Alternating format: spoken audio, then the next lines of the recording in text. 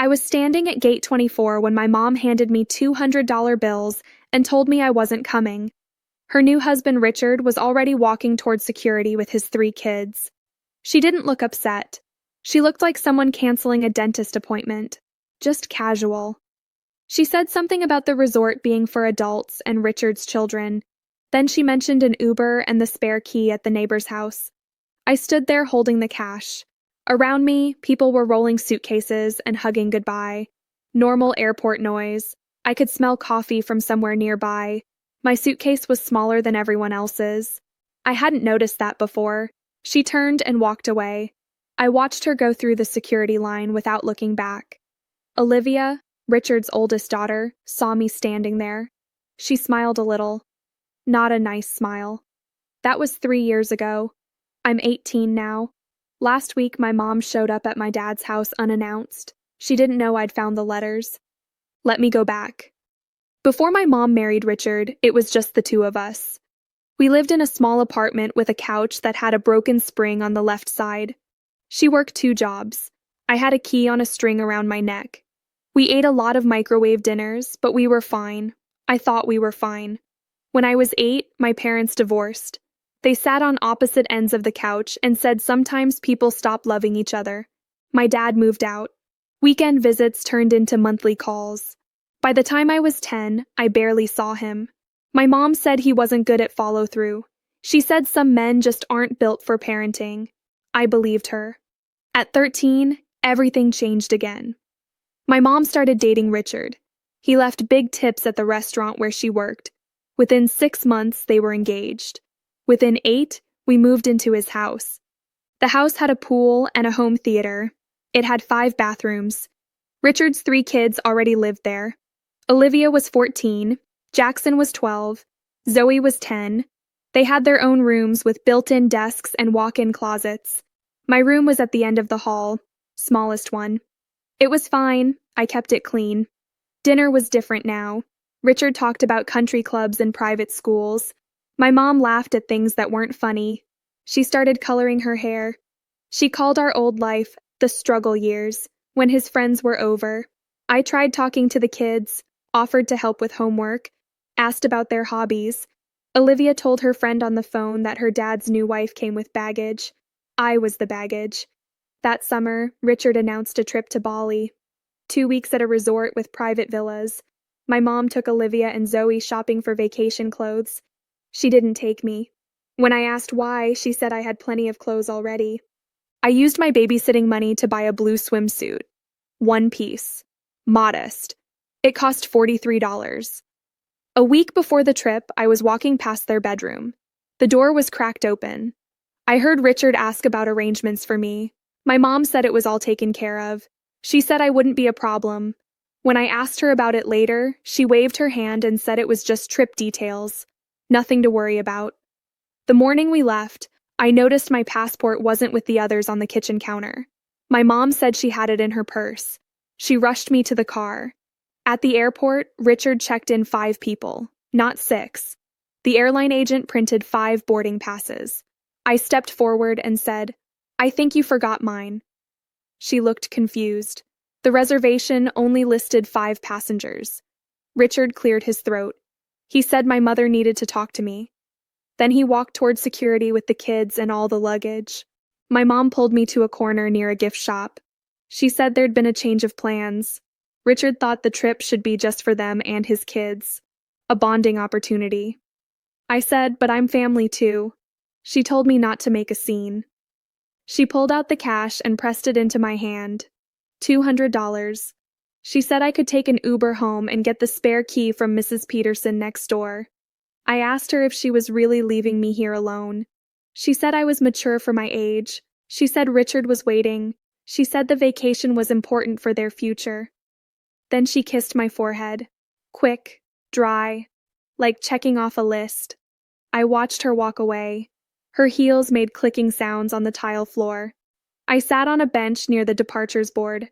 I watched their flight status change from check-in to boarding to departed. I tried calling her. It went to voicemail. I sent a text asking if abandoning me was worth the first-class upgrade. She didn't respond. By evening, an airport security officer stopped by my table in the food court. He asked if everything was okay. I said my ride was stuck in traffic. He told me not to leave my bag unattended and walked away. I went to the bathroom and looked at myself in the mirror. My eyes were swollen. My face looked unfamiliar. Around 8, I ordered fries at a restaurant counter. The server's name tag said Gloria. She brought me a chocolate milkshake I didn't order. She said it was on the house. She said sugar helps. I almost cried again. I scrolled through my phone contacts. Most of my old friends were gone. I'd lost touch after the move. My mom's friends either didn't respond or said they were out of town. Then I saw it. Dad. I hadn't talked to him in 3 years. The last time was a birthday call when I was 12. After that, nothing. My mom said he'd moved on. She said he had a new life and wasn't interested in being a father. I stared at his name for a long time. I went back to the bathroom, locked myself in a stall, practiced what I would say. Finally, I called. He answered on the 3rd ring. I said, "Dad." My voice came out small. There was a pause. Then he said, "Blanche, is that you, sweetheart?" I told him everything. The airport, the $200, the spare key at the neighbor's. I was crying by the end, barely making sense. He asked where I was. "Which airport?" I told him. He said, "Stay exactly where you are. I'm coming to get you. It'll take me about 3 hours. Can you stay safe until then?" I said, "You're coming here. You don't have to do that." He said, "I'm coming to get you, Blanche." Then he told me to find the airline customer service desk. He said he'd call ahead and make sure they looked after me. After we hung up, I sat in the stall for a few minutes. My dad, who I thought didn't care, was driving 3 hours to pick me up. It didn't feel real. I went to the customer service desk, told them my situation. They walked me to a private waiting area, brought me a sandwich and juice. The manager said this happens more than people think. Parents changing plans last minute. The 3 hours felt long. I kept expecting him not to show, kept thinking maybe he'd changed his mind. Then the PA system called my name. Blanche Williams to the information desk. An airline employee walked me through back corridors and security checkpoints. We came out to a private terminal section. Through the glass doors, I saw a plane on the tarmac. Not a big one. A private jet. A man was walking down the stairs. Tall. Dark hair with silver at the temples. Business suit. My dad. He looked different. Older. More confident. But his eyes were the same. Kind. A little sad. He stopped a few feet away. Like he wasn't sure if he could hug me. He said, "Blanche, I can't believe it's really you. I said she told me you didn't want to see me anymore." His face changed. He said that was never true. Not for a single day. He opened his arms. I stepped forward, let myself cry against his shoulder. After a few minutes, he guided me toward the plane. He said, "Let's get you out of here. We can talk once we're in the air." The inside of the jet had leather seats and polished wood. A flight attendant offered me drinks. I sat across from my dad, stared at him. I asked if this was his plane. He smiled, a little embarrassed. He said technically the company's. He said he was CEO of Horizon Tech now. CEO. My mom always said he could barely afford child support. He leaned forward, said he'd been trying to contact me for years. Birthday cards, Christmas gifts, phone calls. When my mom remarried and moved, he lost track of me completely. He hired investigators, filed court motions. Everything got blocked or delayed. I said she kept you away on purpose. He nodded. Said he'd been sending child support every month since the divorce. More than the court ordered. Money I never saw. He opened his briefcase, pulled out a folder. Inside were copies of checks, court documents, attempted phone calls, everything organized by date. He said, "I don't show you this to hurt you, but you deserve the truth." The plane took off. I looked out the window, watched the city get smaller. My dad said he lived in Seattle now, ran the tech company he'd helped start after the divorce. It grew faster than anyone expected. He said he kept a room ready for me, all these years, just in case. When we landed, a car drove us to his house. We went up a hill, through trees. Then I saw it, glass and stone, built into a cliff, ocean below. He said home, sweet home, asked if I'd be comfortable there. A woman named Linda met us at the door, his assistant. She said she'd prepared the blue bedroom, fresh towels, groceries, security updated. He gave me a tour. Every room was beautiful. When we got to my bedroom, I stopped in the doorway. Soft blue walls, big windows, a desk by the water, and on the dresser, wrapped presents, organized by year. He said birthday and Christmas gifts, every year since I lost contact. I couldn't deliver them, but I couldn't stop buying them either. Next to the gifts was a photo album, labeled with my name. I opened it. School pictures, a newspaper clipping of an award I'd won, a blurry photo of me leaving school. I said you really did try. He said every single day, and I'm not going anywhere now. The next morning, I woke up confused. The bed was too soft. I could hear waves. Then I remembered. I showered in a bathroom with a rainfall shower head and more soap than I'd ever owned. Got dressed in yesterday's clothes. Went downstairs. My dad was in the kitchen making pancakes.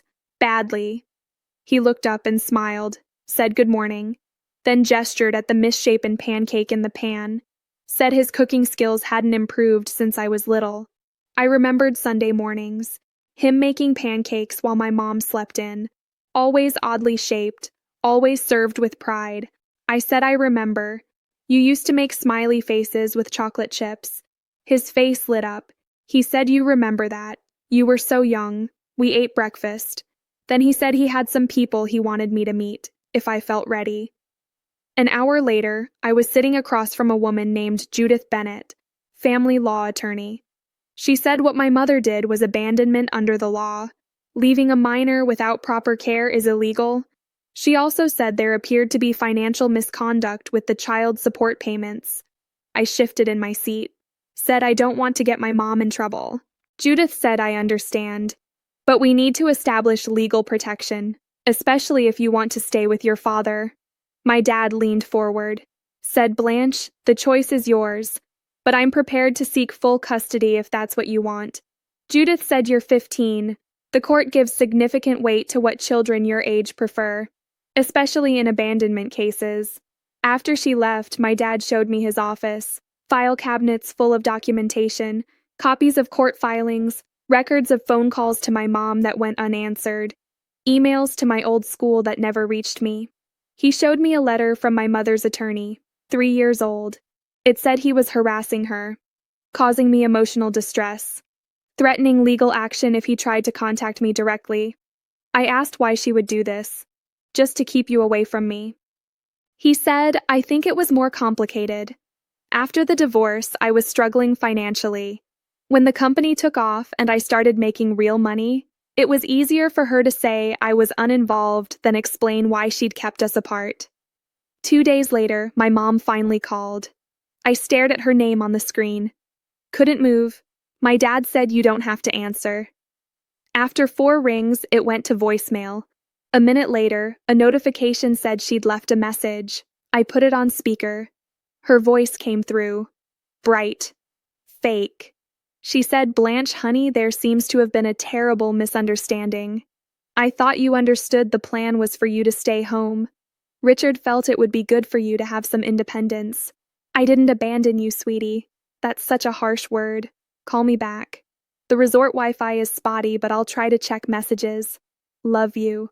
I felt sick. There had been no plan, no discussion. She was rewriting what happened. My dad said classic. She hasn't changed at all. I didn't call back. Instead, I made a decision. With Judith's help and my dad's support, I chose to stay in Seattle permanently. Judith started filing for custody change, gathering evidence, abandonment, financial misconduct, everything documented. My dad took me shopping, said I needed clothes, school supplies, whatever I wanted. I wasn't used to not checking price tags. By the end of the day, I had a new wardrobe, a laptop, a phone with unlimited data. That evening, we sat on the deck, ocean below us. I asked the question I'd been carrying since I was 8. I said, "Why did you and Mom split up?" He was quiet for a moment. Then he said the simplest answer is, "We wanted different things. Your mother wanted financial security and status above everything. When my first business failed, she saw me as a disappointment, not a partner." I said, "And you?" He said I wanted someone who would weather storms with me, not abandon ship at the first problem. He looked at me. Said I never wanted to leave you, Blanche. That was the hardest part. Your mother used custody as a weapon. Gradually cut me out until I couldn't reach you anymore. Over the next few days, we made plans. He contacted a private school, Westlake Academy, arranged for me to start in fall, set me up with a therapist, Dr. Eleanor Wilson, to help process everything. 1 week after I arrived, my dad and Judith suggested we retrieve my belongings from my mother's house.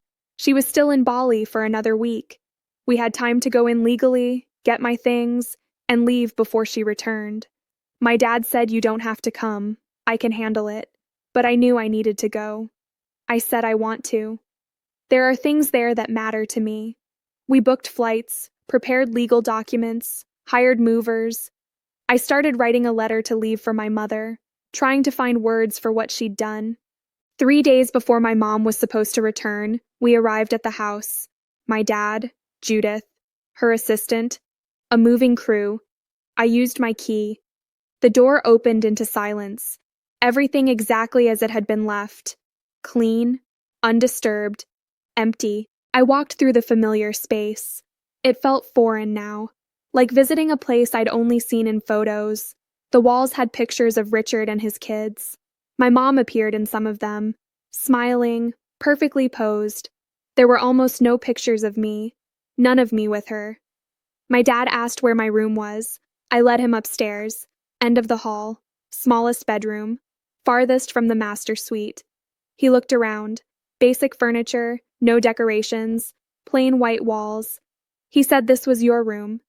His voice quiet. I said automatically it's fine. He said, "No, sweetheart, it's not fine.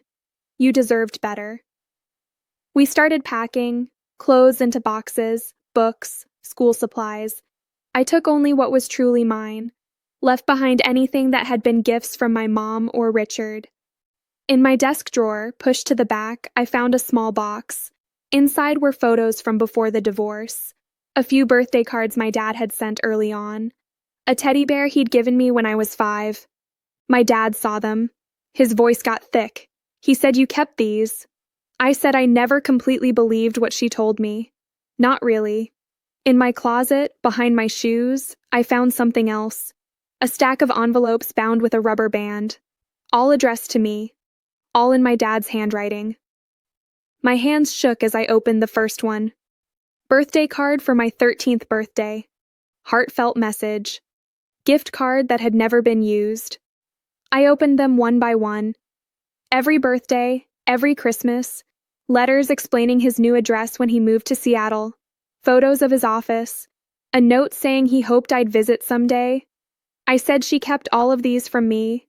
All this time I thought you forgot about me. My dad pulled me into a hug. Said never.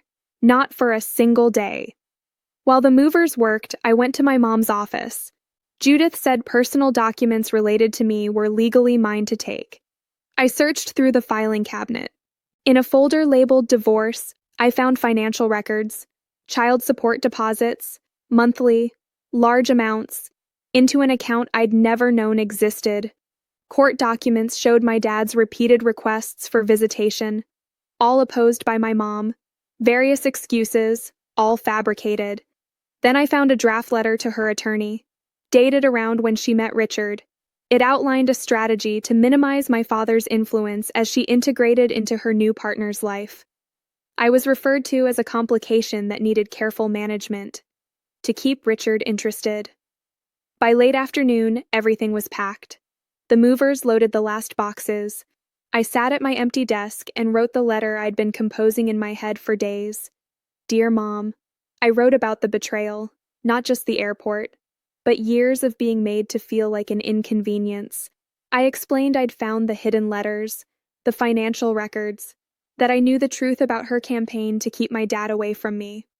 I wrote, "I'm choosing to live with Dad now, not as revenge, but because I deserve to be somewhere I'm wanted and valued.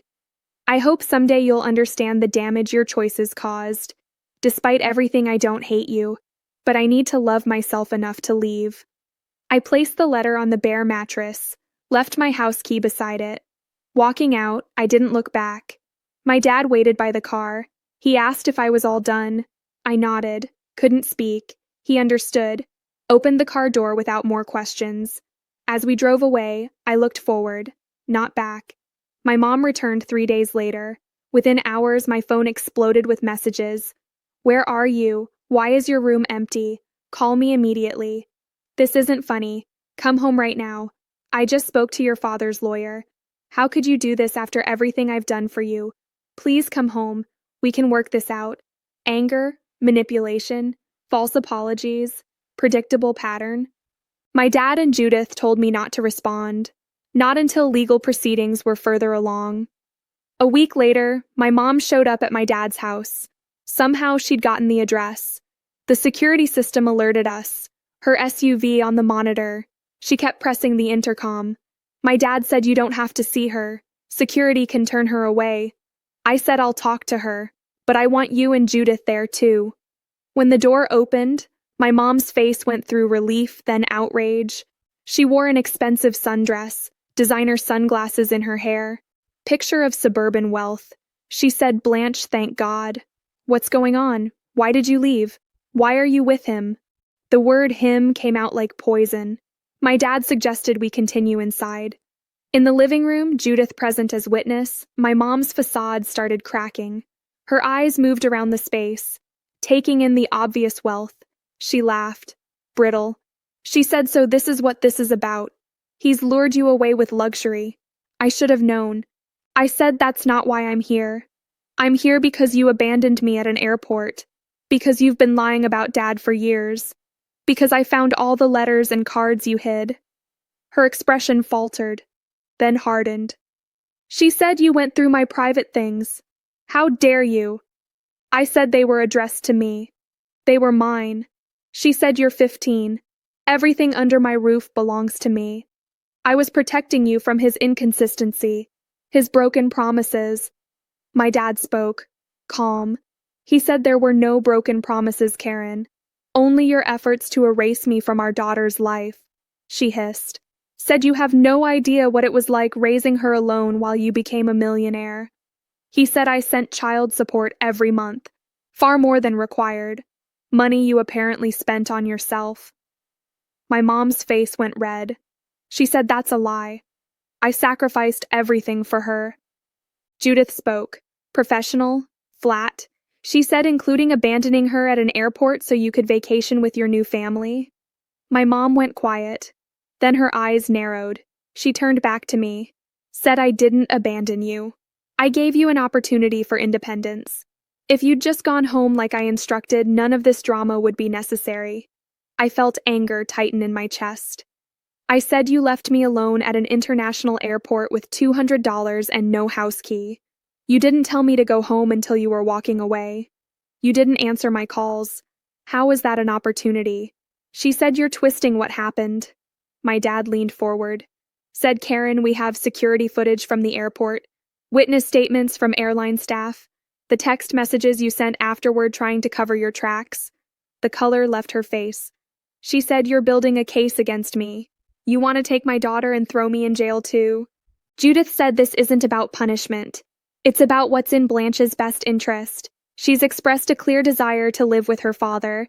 Given the circumstances, the court will likely honor that." My mom's composure broke. Tears came. She turned to me. Said, "Blanche, please. I made a mistake. I was wrong. But you can't leave me for him. We're a family." I said, "We stopped being a family when you decided Richard and his children were more important than me. Maybe before that, when you started lying about Dad." She said weakly, "It wasn't like that." I said, "Then, what was it like?" "Help me understand why you would hide Dad's letters, lie about child support, then abandon me for a vacation."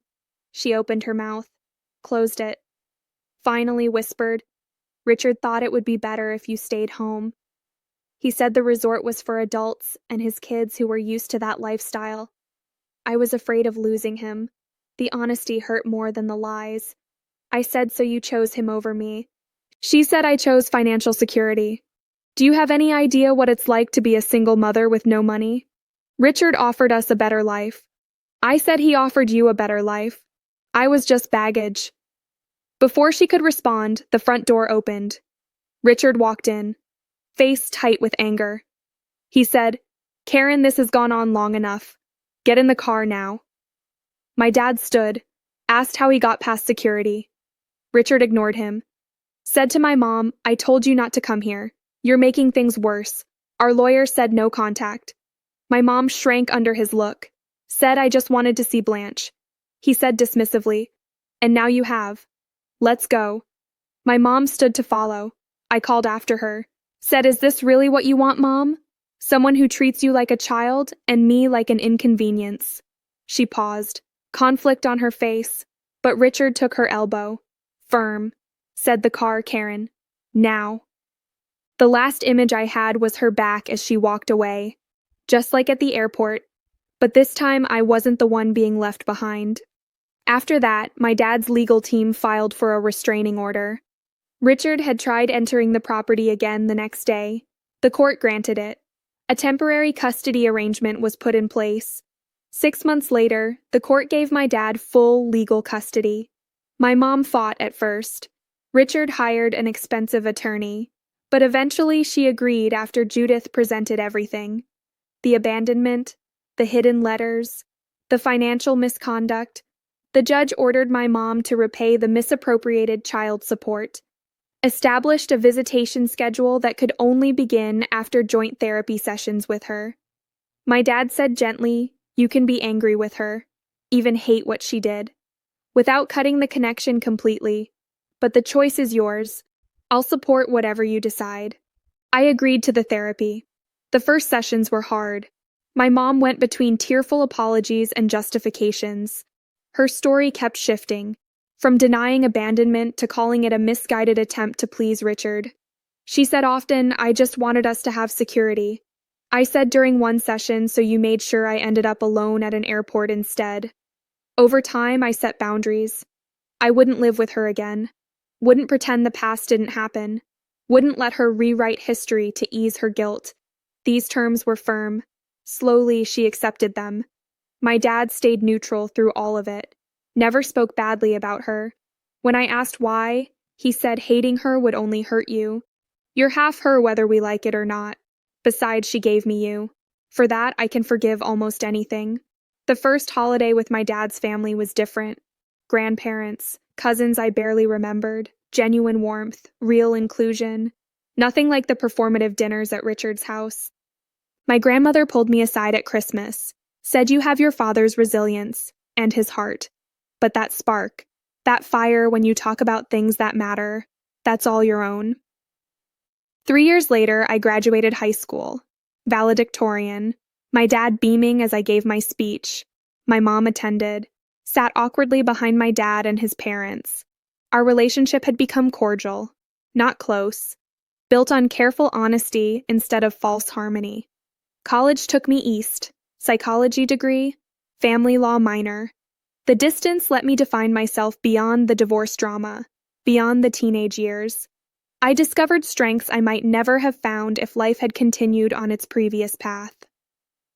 Junior year, I interned with a nonprofit supporting children of divorce, used my experience to help others. This work led to my career, developing programs for family courts, better considering children's needs during custody cases. The journey toward forgiveness took years. Some days, the memory of my mom's casual shrug at the airport still stole my breath. Other days, I could acknowledge her humanity, her flaws, her limited capacity, with compassion instead of bitterness. My therapist said forgiveness doesn't mean what happened was okay. It means you're choosing not to let it consume your future. On my 25th birthday, I wrote my mom a letter expressing what I'd learned. I said people can only give what they have within themselves to give. Your capacity for unconditional love was damaged long before I came along. Recognizing this has freed me from expecting what you could never provide." Her response surprised me. She wrote you deserved better than what I could be as a mother. I'm sorry for that every day. When I got married at 28, my dad walked me down the aisle, tears in his eyes. He whispered, "From the moment you called me from that airport, all I wanted was to see you happy and whole." Look at you now. My mom attended with her new partner. Richard was long gone. They'd divorced eventually. She participated appropriately, didn't try claiming credit for who I'd become. That restraint reflected her own growth. As I built my own family, I carried lessons from both parents. From my dad, I learned patient persistence, true love, the courage to begin again after loss. From my mom, I learned the importance of self-sufficiency, the danger of placing status above authentic connection. The airport abandonment gradually became just one chapter, a pivotal moment, but not the conclusion. In an unexpected way, being left behind propelled me forward, forced me to discover strengths I might never have recognized otherwise. Sometimes I wonder what would have happened if my mom had taken me to Bali, if she'd chosen me over Richard's preferences. Would I still be seeking her conditional approval? Would I have discovered my dad's unwavering love? Would I have found my voice? These questions have no answers. Life offers no parallel versions to compare. All I know is, families are defined not by biology or legal documents, but by the consistent choice to show up, to value, to prioritize one another. My dad taught me that. My mom in her absence confirmed it. Last month I received a message from a colleague, a case file, 15-year-old girl, mother remarried, custody dispute brewing. The details were different, but the pattern felt familiar. I opened the file, started reading, made notes about what approach might help, what the girl might need to hear, how to protect her while respecting the complexity of family bonds. Then I closed it, put it aside for tomorrow, went to the kitchen and made tea. My daughter was doing homework at the table. She looked up and asked if everything was okay. I said, "Everything's fine, sweetheart, just work." She smiled and went back to her math. I sat across from her, watched her write, felt the quiet weight of being present, being chosen, being home. That's all any of us really need. If you've ever felt abandoned or betrayed by someone who should have protected you, know that your worth was never determined by their failure. Their limitations aren't your destiny. Family can be found and created in unexpected places if you remain open, even after heartbreak. Thank you for listening. If this story resonated with you, please hit the like button and subscribe. I'd love to hear from you in the comments. Let me know what city you're watching from and what time it is where you are. Your stories matter too. 2 more stories will appear next. Real experiences, quiet resolutions, the kind that remind us we're never as alone as we might feel in our darkest moments.